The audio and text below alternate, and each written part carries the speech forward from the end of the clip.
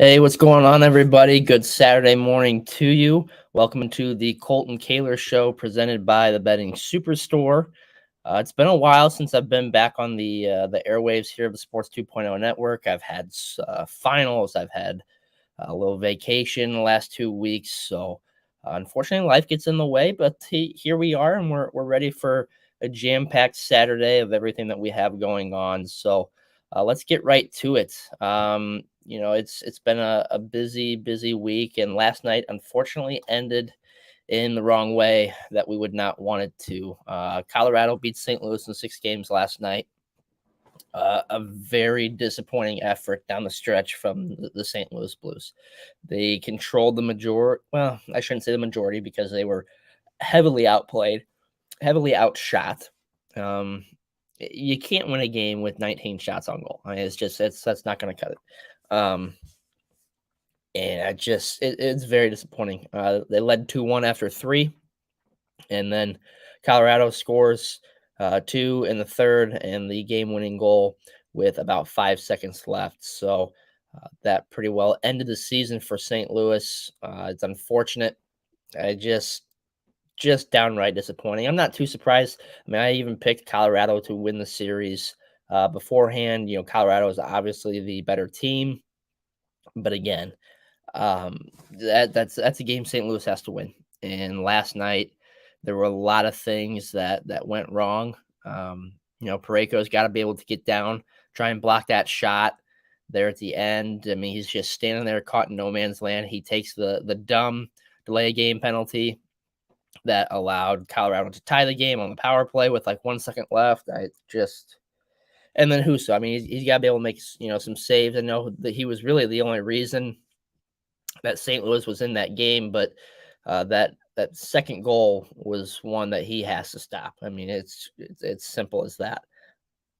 So you can't blame him too much because without him, I mean, they probably would have been blown out.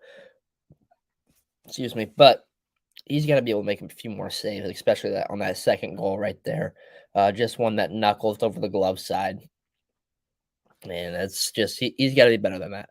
But it's going to be very interesting to see where things go. Obviously, without Jordan Binnington, once he went down, the series really flipped. I thought if he would have been able to stay throughout the entire series, Binnington would have been very good. He was playing great hockey, and really would have gave St. Louis a chance in that game, in the series. But obviously, we all know what happened there, and just this series was a mess. But the best offense that St. Louis has ever had has only put up 19 shots. That's a little disappointing, and they've got to find a way to be better. And yeah, I mean, it's just again the better team won the series. You tip your cap to Colorado, a very good team. It's just very disappointing after the game 5 effort, and then to see St. Louis kind of blow it down the stretch last night. Very, very disappointing. But they've got a lot of decisions to be made over this offseason. A lot of decisions. I mean, you have many unrestricted free agents that you've got to decide on.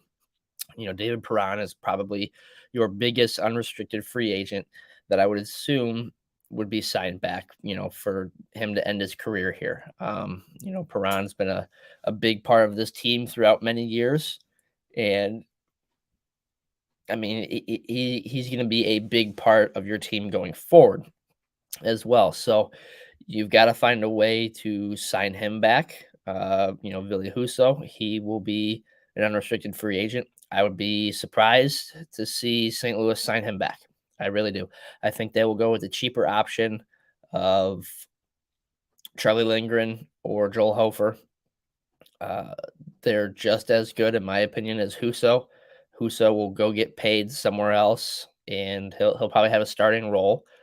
He definitely played that and earned that this year, so good for him. But I don't think St. Louis will be signing him back. So you got Callie Rosen. I don't know if they'll sign him back or not. I'd be kind of surprised if they do. Nick Leddy, they acquired him in the trade. I am curious to see if they will sign him back. He played well. As much as I didn't like that signing, it actually turned out pretty well for St. Louis. Charlie Lindgren, he is an unrestricted free agent as well. he might be a cheaper option, or they might just go Joel Hofer, who's played well this year. Tyler Bozak is the last unrestricted free agent this year. Um, but this year is much different because really, if you can lock up Perron, I think they would be very happy with kind of their offseason. Next year is where things get a little different because Tarasenko, O'Reilly, Barbashev, and Nathan Walker are all unrestricted free agents next year. So they have 1 year left on their current deals. Obviously, O'Reilly's got to be locked up, assuming that he wants to. Um, I mean, he has been such a influential part in this team since the trade before the 2019 season. I mean, he's got to be that guy. He's your captain. And I think after last night, he knows that this is probably where he wants to be. So, they need to extend him. They need to get that contract to him and lock him up. Tarasenko, it would not be surprising, I feel, to see St. Louis trade him this next year, as much as I hate it. Your franchise player.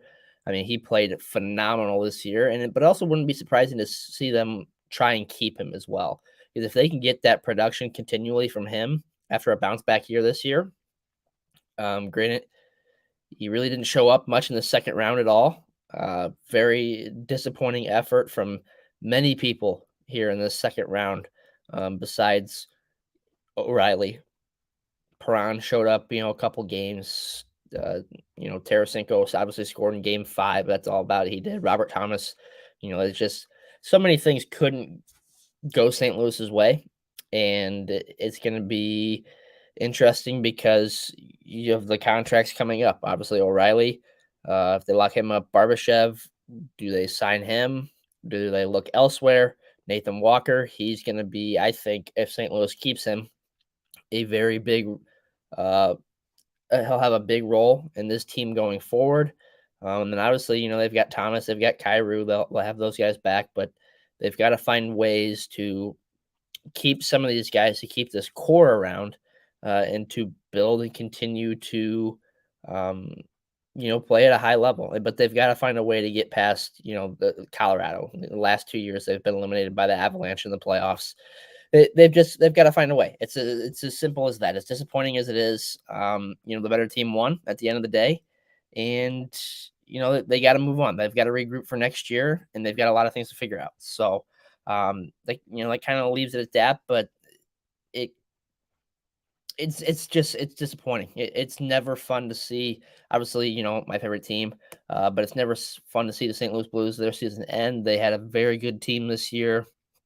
But I mean, from the beginning, we knew Colorado was one of the best teams, if not the best team in the NHL all year. So it's not too surprising, but just the way it ended kind of hurts. So we still have one more game today. Carolina, New York, game 6 in New York. If the Rangers are able to win this game, they go back to Carolina for game 7. Carolina leads 3-2. And Carolina is the minus 115 money line favorite today. So you can bet that at DraftKings. That's where I've got that number from. I haven't really been paying too much attention to this series. I've been kind of locked in on the St. Louis side of things. Carolina's been a very good team this year. They've battled in the Metropolitan Division. And it would not be surprising to see them match up with Tampa Bay in the Eastern Conference Finals.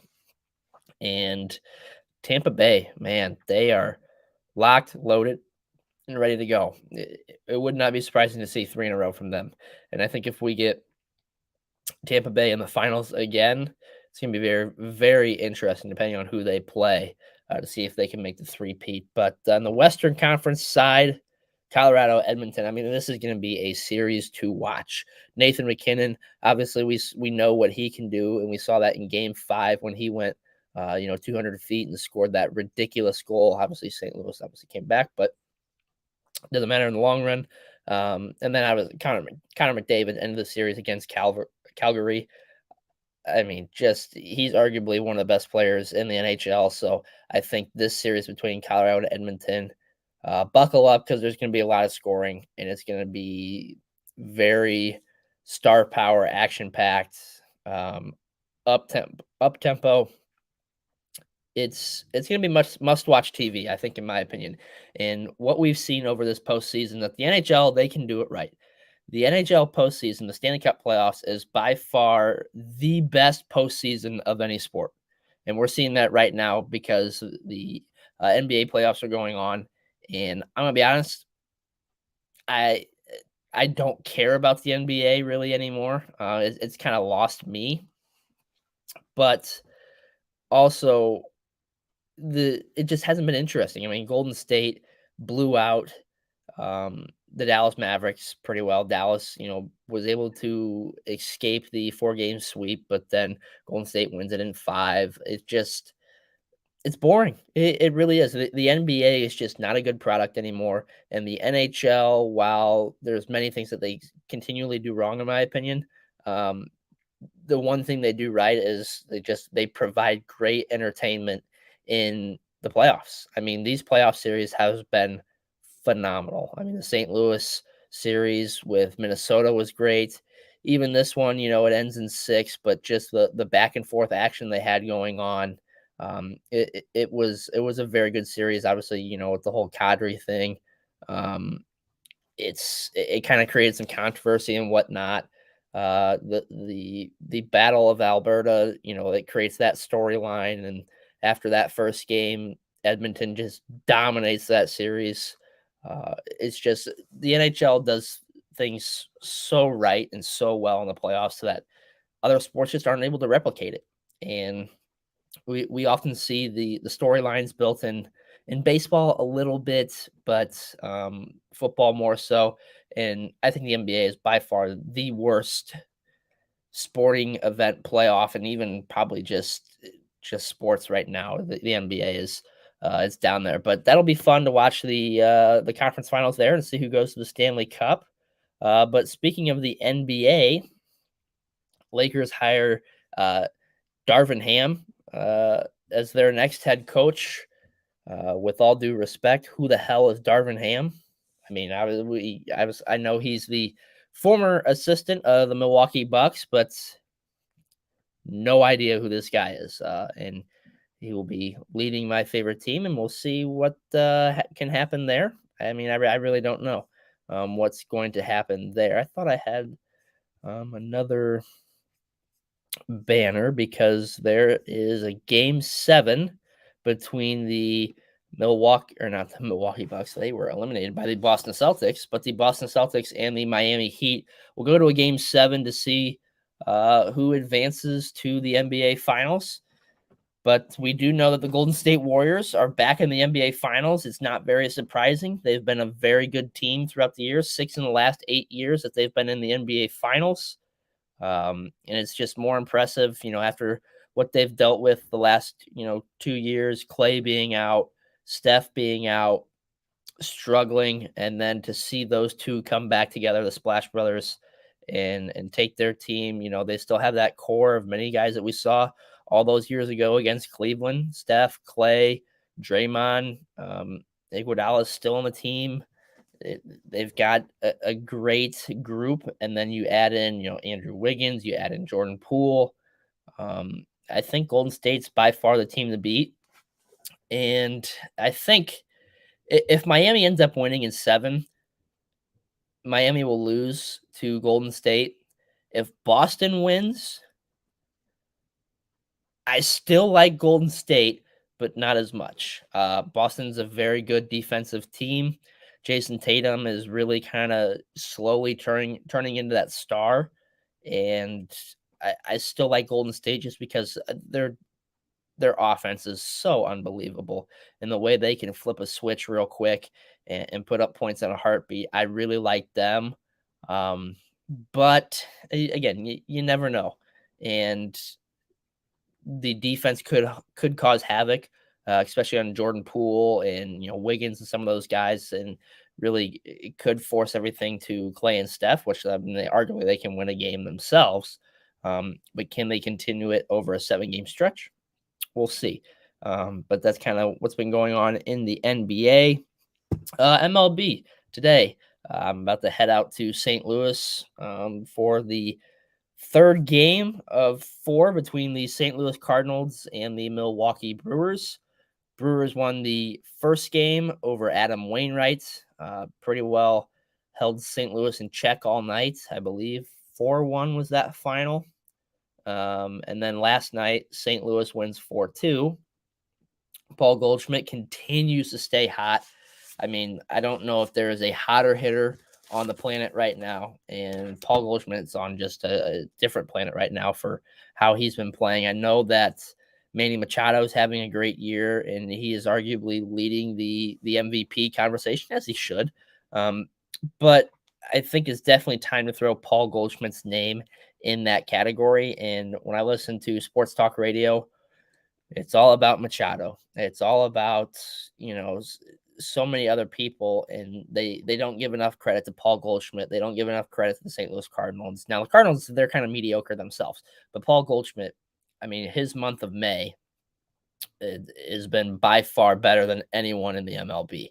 And he should win player of the month, and he continues to just push his stats up. Let's see what he's currently hitting right now. He's currently hitting 345 with 9 home runs, 36 RBIs, leads St. Louis in practically almost every offensive category right now. He had a slow start to the season, which did kind of make you a little worried, but he's really turned it around.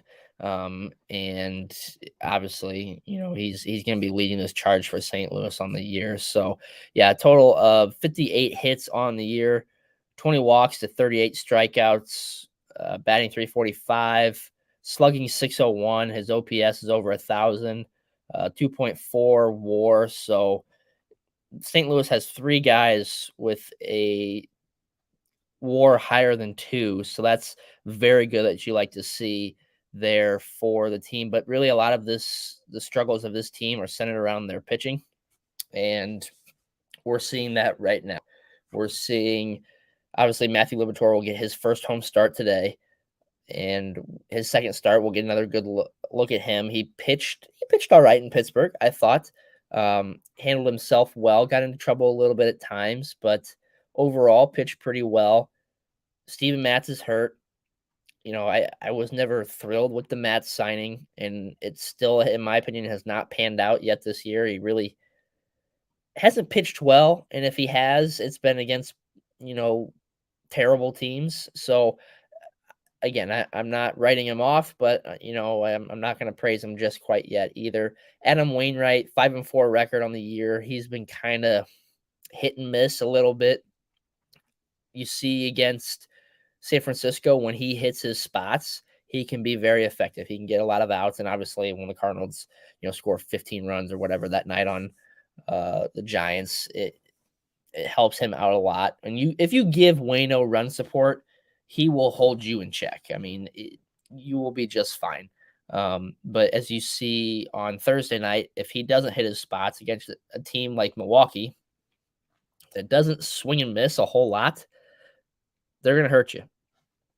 And Waino gave up 2 runs in the first.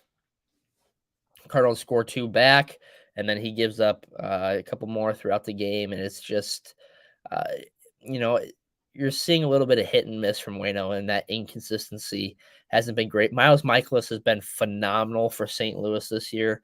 I believe he's still in the top 5 of pitching ERA. Yeah, his ERA is now up to a 1.96 in 55 innings. He's been by far the best pitcher for St. Louis this year. 3-2 record, has only allowed 43 hits, 12 earned runs, but his strike to walk out 41 strikeouts to 11 walks. That's what you like to see right there. So Michaelis just hasn't been able to get the run support that you would like to see. But again, he's been battling, and let's see here. Earned run average for, so he's 5th currently among all pitchers in the MLB.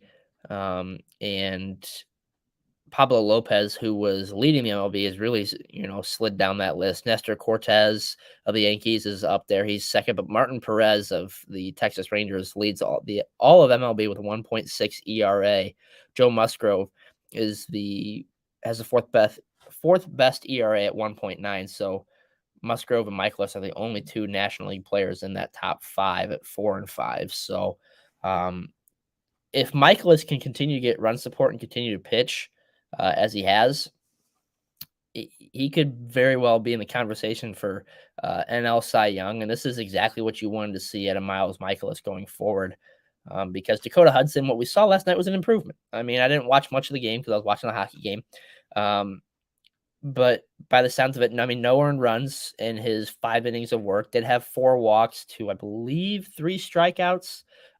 So you'd still like to lower the walks, but for him to not be able to give up a run, that's a big plus for him. And he used the pitch comm system last night, so that sped things up for him, and that's what they were trying to get him to do. And I think the coaching staff saw the positives out of last night, and they're going to work on that with him going forward. So, very positive signs coming out of last night and the win for St. Louis. Edmundo Sosa comes off the bench, a guy that we still have absolutely no idea what we're going to get out of him.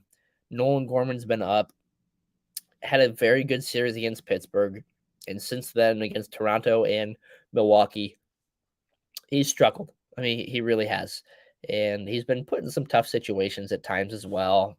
He's, up and down the lineup. I wish they'd keep it a little more consistent on him, but what are you going to do? But there was a very positive opening series, but again, it was against Pittsburgh. So we'll see. But the pitching is where things need to try to be more consistent because, the Jordan Hicks, he's hurt now. He's on the 10-day or 15-day IL. That experiment failed, and I think that they're finally realizing that, and they're going to reevaluate his role. He needs to go back to the bullpen. I think at this point you need to go Jake Woodford, or I believe Zach Thompson in AAA. There's quite a numerous amount of guys that you can go with. Johan Oviedo, we've seen him throughout the last 2 years or so. The Hicks experiment, in my opinion, was never going to work. And they were trying to find something to see if they could find lightning in a bottle, and they didn't come close. I mean, it was bad, and they can't continue to waste a start every 5 days. I mean, if you had a solid 1 through 3 and a mediocre 4, maybe you can throw Hicks out there for that 5th day. But when you barely have a top 1 and 2 right now, they've got to find a way to get wins elsewhere, and they weren't going to get that from Jordan Hicks. I mean, just so inconsistent, and it's very, very unfortunate to see the way it worked out, but I'm not surprised at the end of the day. So, yeah, I mean, they've got to make a move at the deadline, in my opinion. They're waiting on Jack Flaherty, and I've got a feeling it's going to be like last year where they've got injuries and they're going to say, oh, our addition at the trade deadline is just going to be getting guys back, getting guys healthy. And hopefully Jack Flaherty comes back here soon. He's thrown a bullpen to hitters, and he'll do that a couple more times before he goes on a rehab assignment. So it'll probably be towards the end of June, I would say, before we see Jack Flaherty back with the St. Louis Cardinals. And yeah, it's going to be a long road. We won't see Alex Reyes probably for most of the year. I would assume out of all this year. He had a step back in his progression. We'll see what happens with Matz, and if we can get Hicks back, put him in the bullpen.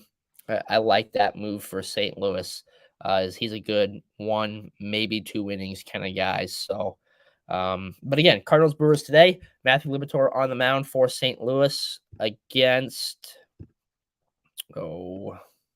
Is it? I think Woodruff pitched yesterday. Adrian Hauser today. Hauser 3-4 record with a 2.98 ERA and 42 1/3 innings on the year. So.